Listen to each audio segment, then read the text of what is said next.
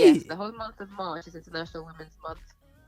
Okay. Please excuse me Yeah, as an we're that ignorant. special. Yeah. Listen, man. As a male, I please forgive me for not taking note. Now you know. I never knew. I actually thought it was a day. I know. When I'm watching Sky There is a Sports. day. There are a few days dedicated, but I think I Oh, don't. okay. Yeah, there are a few days dedicated to it, but I think the whole of March is International Women's Month. So Okay. Now, obviously, so I hit you up about. You said you do an event, really about combining that month with, you know what I mean, with the events and stuff like that. So, like, yeah, so now, knowing yourself, you're quite calculative and quite, you know what I mean. There's a meaning behind like kind of work working together. yeah. This now, me personally, with an ignorant, ogreish man going, Women's Week, what Women's Month? Like, why are we celebrating? You know what I mean? So what? So as a young lady, gospel singer coming through, you know what I Yeah. mean? Why go out your way to put an event with ladies, because we know there's not enough hmm ladies in the system, but that's not a whole subject in itself. Yeah. You know what I mean? Now, Yeah. why are you doing it? Because I know. Okay, so I'm Go gonna on. paint a scenario for you. Go on. Logged off work on Friday, was like, yay, to the weekend. Mhm. Um, Woke up on Saturday morning and my daughter's covered in blisters. She's caught chicken pox. Oh yeah. Spent the whole weekend, catering to a child who was irritable and crying. Um, Monday morning, back at work, didn't even have time to have a lunch break because we had so many deadlines, and I also had a bit of a flu and had to catch up on cooking, kids, hobby, homework, after school activities. That is the story of the average woman. They have so many things to juggle.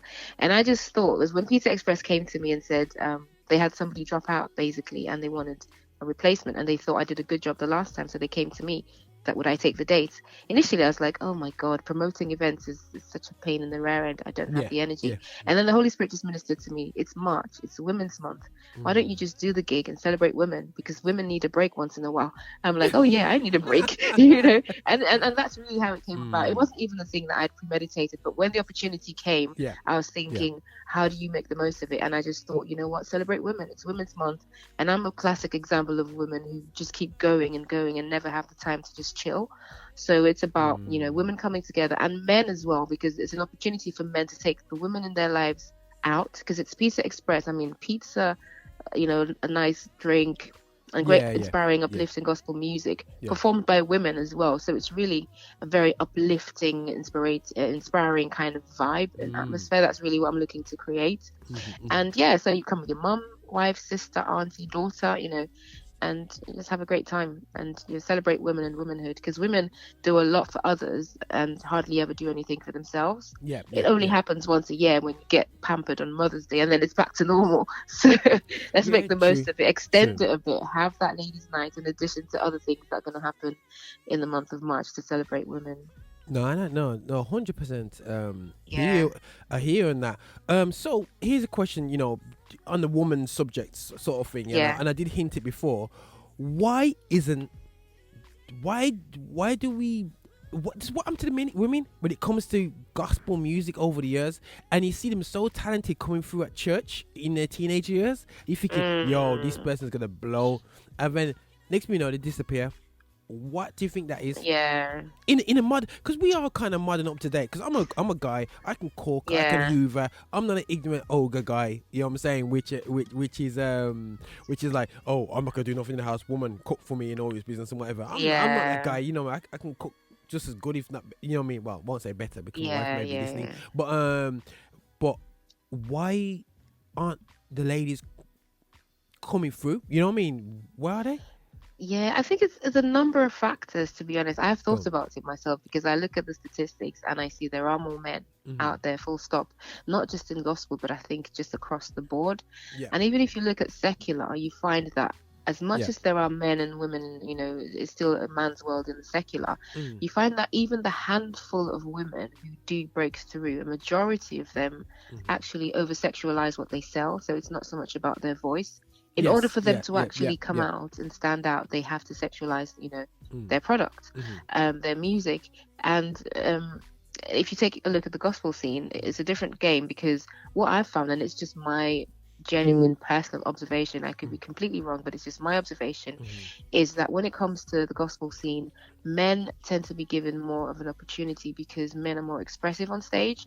I mean, if you had a gig and, you know, they wanted to bring people who would bring the energy and everything, that's what they typically want. They'll go for a guy, because women are a bit less, you know, volatile, if you like, on stage. They're more reserved, you know, especially singers. Most of us, we sing. Most of us don't necessarily rap.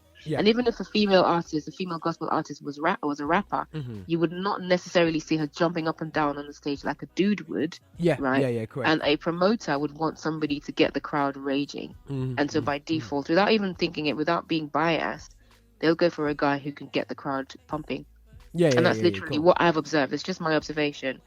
So I find that it's important to be able to create and identify your niche and pretty much stick with it, because I'm not going to go and push myself to, you know, be taken onto a gig as a matter of force, like, oh, you have to take me because I'm a female. If I don't fit to what you're looking for, then hey, it is what it is. But I would bring everything if I have a platform to perform. I won't necessarily try and be someone else, like, you know, be overly hyper on stage or whatever, because that's not just me. And if that's not what the promoter wants, then they're most likely going to go for a person who is that, and most of the time it's a guy. So that's, for me, that's my personal observation as to why sometimes there are more guys in the gospel scene than there are ladies. And there's so many other factors like women wanting to do, you know, a career as opposed to just music, women wanting to have children and raise a family as opposed to, you know, travel the world. You know, I've got people who travel the world and do music, but then they're not able to spend time with their family, and it's a sacrifice they're having to make, you know. So it's about choices and priorities at the end of the day. But there is also that unconscious bias towards guys in the industry. They tend to get most of the spotlight, but hey, it is what it is. Okay. You heard that, guys. You heard that. As a male promoter, I'm biased towards I'm like this biased chauvinistic guys. I want the man, I don't want the women. But anyway, no, and I think that, you know, for me, it's frustrating because, like, what I find is that the church supports what they want to support with women. If it comes to praise and worship, and they're singing it on a Sunday, they'll push that, like, no, you know what I mean, they'll back you up. They'll say, oh, come and leave the children with me while you do worship practice. But if you said, right, I'm going to go to the studio, what studio this, you know what I mean? And when it comes to ministry outside, and I think that when you go to concerts and you're looking for artists that are writing their own songs and whatsoever, I find that I will more likely find there's just less backing towards developing female artists, and maybe that's maybe artists like yourself. I feel that sometimes people have missed the opportunities and they don't sew back, and maybe just like in the secular world where some of the older artists are so back into the younger artists coming through and actually protected them, set up like almost arenas for them to really excel, you know. And that's something that we in ministry that people does not encourage. It's all about me, and it's not about, okay, the next gen, what I'm gonna be passing on, you know, what's my daughter and what's my son coming into, it can't be the same as what we've been through, you know.